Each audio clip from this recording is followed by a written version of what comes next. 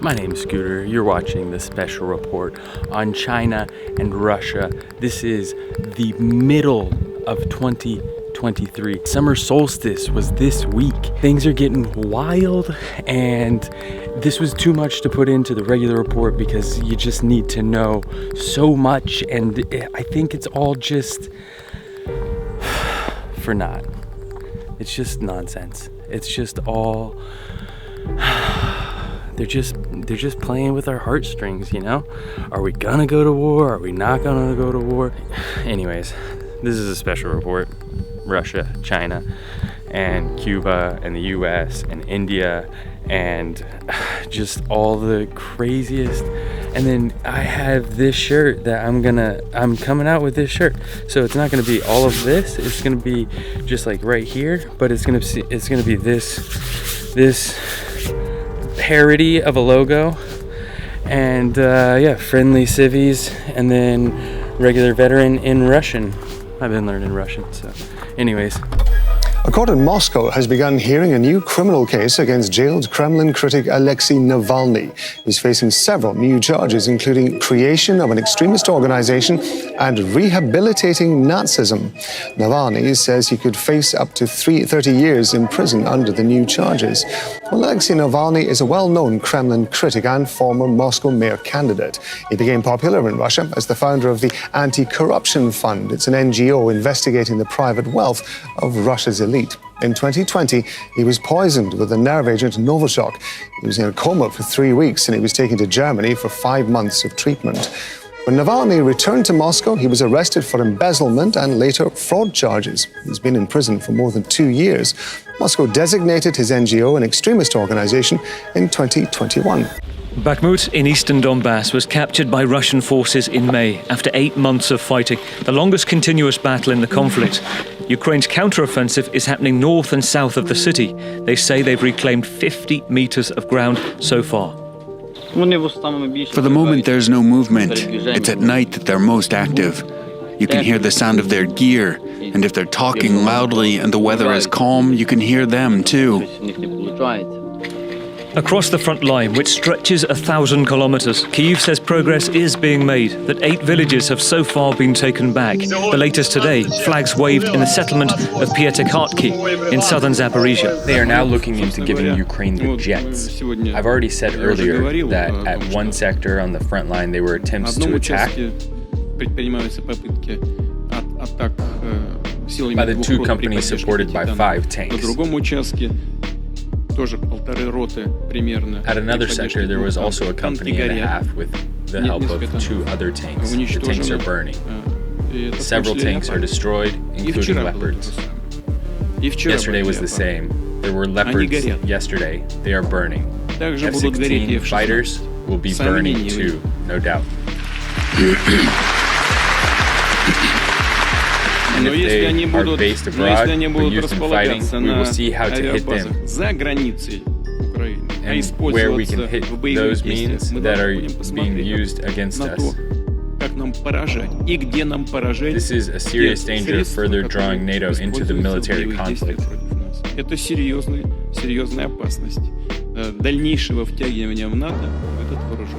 Of course, we see the Western countries are applying maximum effort to make Russia suffer, as they say, a strategic defeat on the battlefield.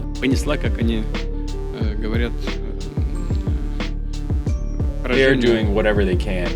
We see it perfectly well. Soon, Ukraine will stop using its own equipment altogether. Nothing remains of it.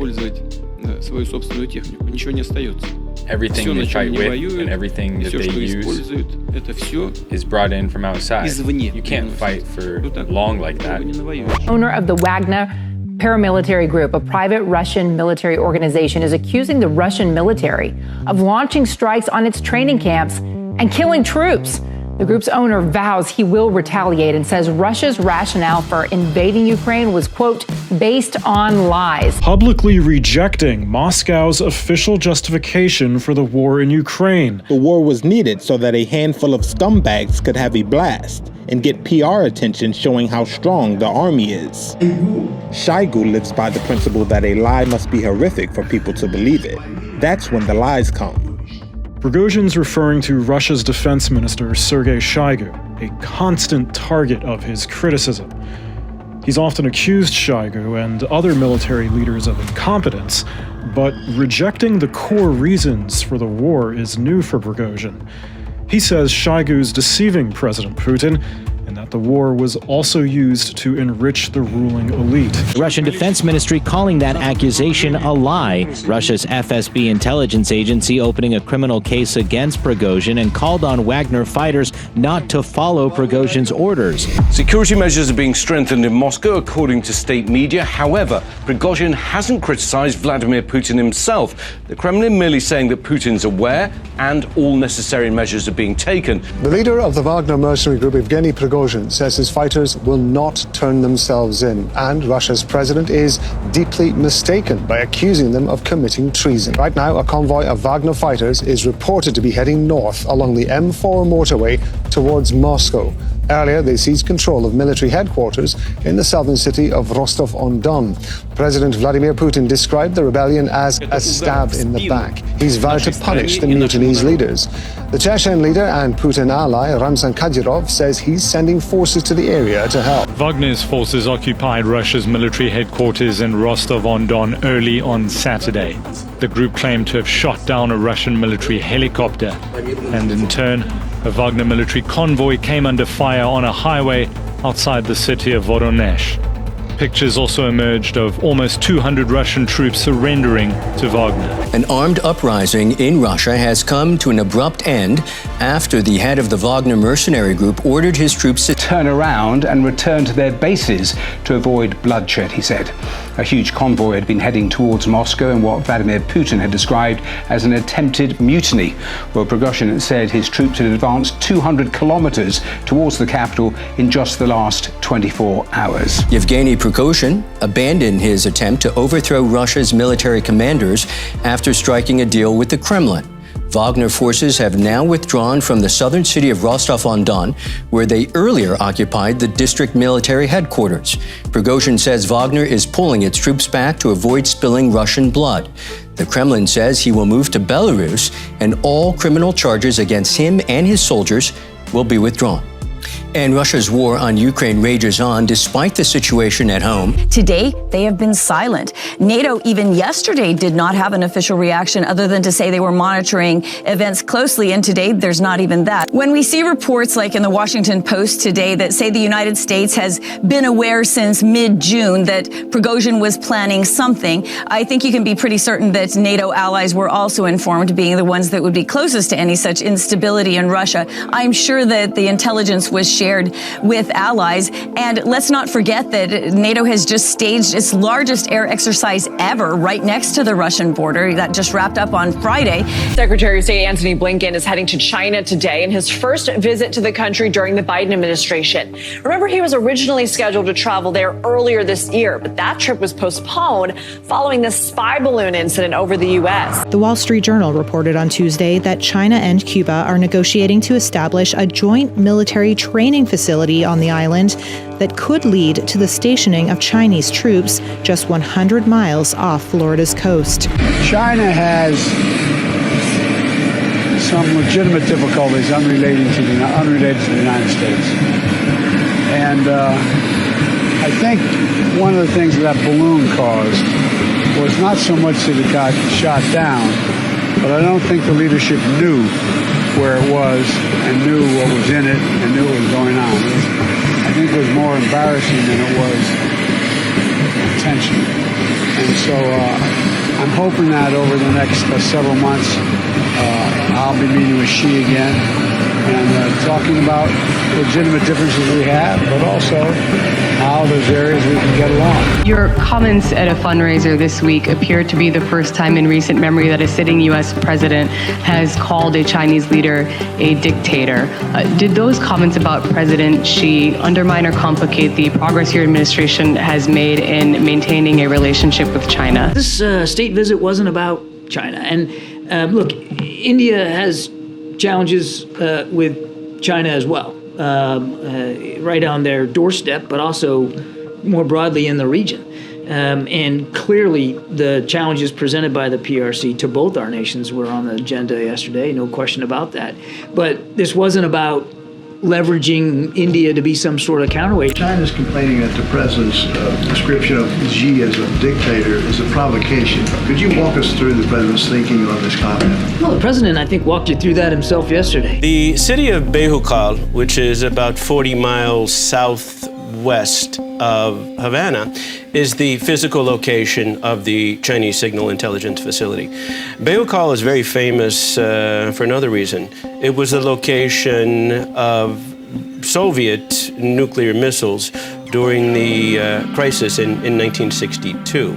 Long military history. Our State Department, our Pentagon, is not confirming Bejucal as the location of the Chinese facility. I am. I'm not aware of the situation you've mentioned. We hope that the parties concerned will put more effort into things that are conducive to enhancing mutual trust and the peaceful and the stable development of the region. I've been working over the last couple of days speaking with foreign diplomats, people with commercial and family ties in Cuba, and I'm told that in other locations throughout Cuba, the Chinese military has been scouting out facilities. Pinar del Rio province and the far west of the island is of great importance to the Chinese. Isla de la Juventud, which is the Isle of Youth, very difficult to hide a base there, but the Chinese Navy would love to have a facility in that location. Santa Clara, in the middle of the island, over 200,000 people, very easy to hide a military installation there. And I'm told that there actually is already a small Chinese military installation in Santa Clara. And the most interesting of all, Santiago de Cuba, which is a large port facility. It's only about 55 miles away from the American Navy base at Guantanamo Bay.